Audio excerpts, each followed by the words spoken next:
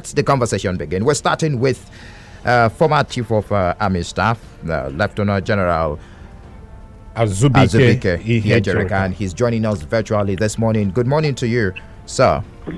Good morning. You're welcome to the platform on Flow 94.9 FM. Yeah, thank you. All right, sir.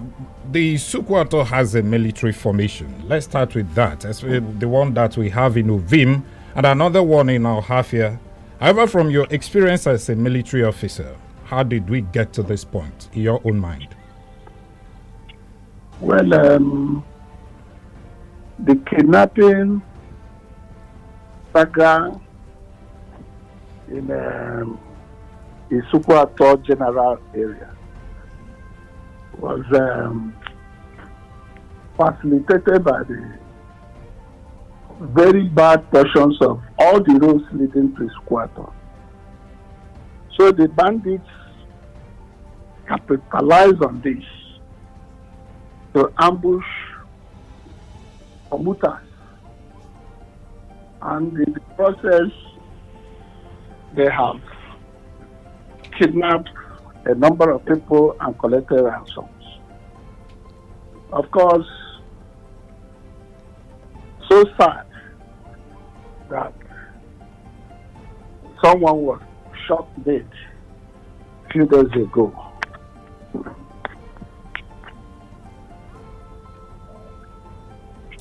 All right, sir. Many persons, you mentioned bandits, and many persons are asking, is it related to the issue of killer herdsmen allegedly ravaging some parts of the country, and the tension between farmers and herders? Is it related to the issue we have presently in the local government? Well, let me first correct an impression. My experience tells me that there is nothing like killer herdsmen. There are bandits, there are herdsmen. Herdsmen will not leave their cows and embark on killing of people. Their business is cow rearing.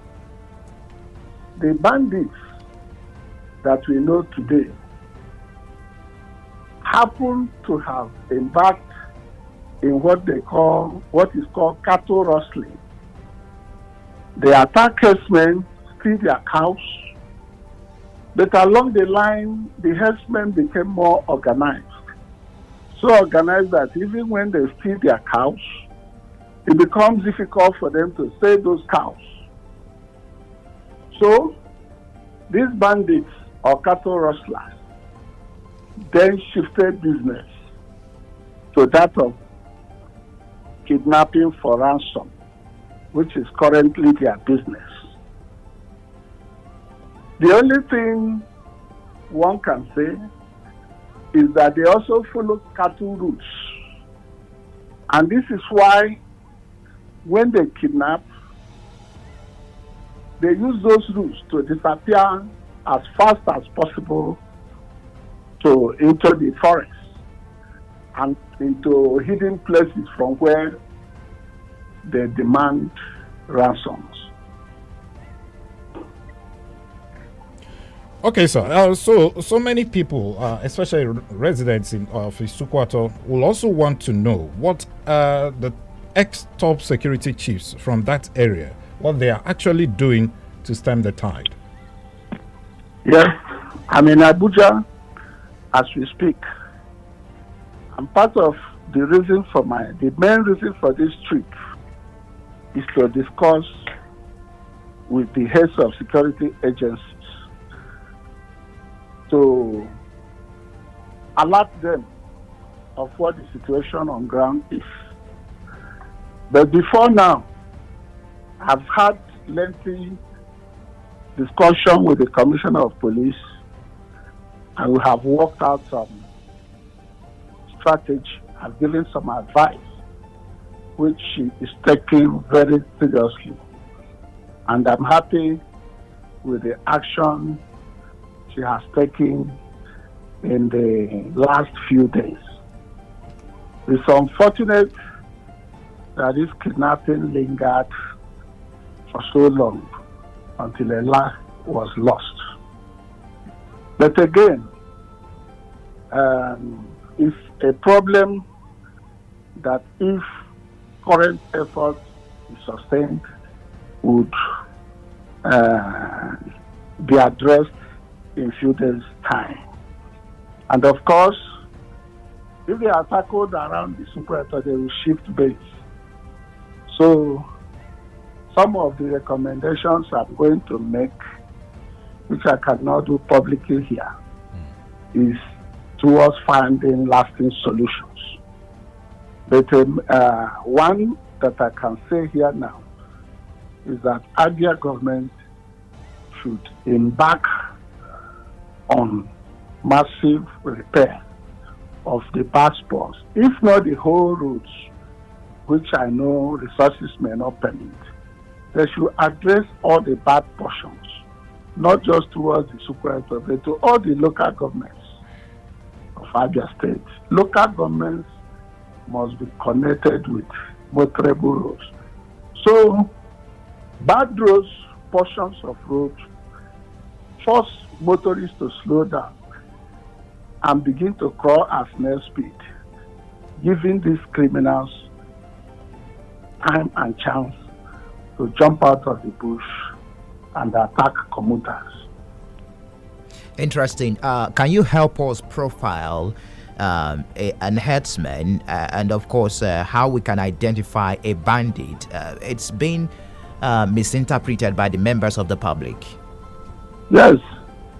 Part of the problem we have in managing security in this country is that we embark on profiling. When the kidnappers heads were in Abia and the Abia environs in particular, nobody called them Igbo kidnappers.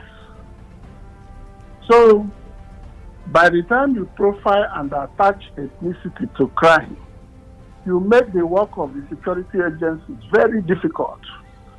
You give the criminals some political cover. So this is one area we must be mindful. A criminal is a criminal, and no matter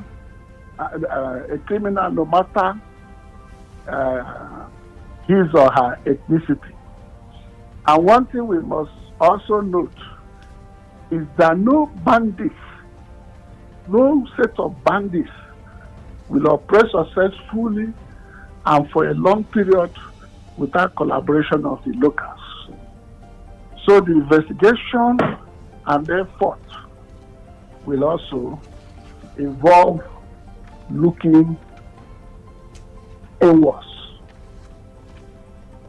Interestingly, just before we let you go this morning, after you retired as the former chief of army staff, you've stayed at home and you have an idea the relationship between the farmers and the herdsmen plying their trade in Isukwuato local government. What has been the relationship? How has the relationship been? Well, we have not had major crises in Isukwuato between farmers and herders. Occasionally, some herders shepherd their cows and then their cattle into some farms and destroy crops. The few cases are when such cases occur, they are usually settled at the local government level. But again, I advise farmers to farm collectively, not to farm in parcels deep inside forests in small portions. They should farm in a cooperative manner in such a way that the farms will be visible even from a distance, and it will ensure that at any point in time, at least there will be one or two farmers within the area. And again, herders farmers' clashes are quite avoidable because to start with, the headers are organized. They have leaders that can be reached. So, if any farm is trampled upon, their leaders could be made to pay appropriate reparation. Interesting. We want to appreciate your time this morning on the special edition of the platform. Retired Lt.Gen Azubuike Ihejirika, former Chief of Army Staff. Thank you very much for speaking to us. Thank you, and God bless.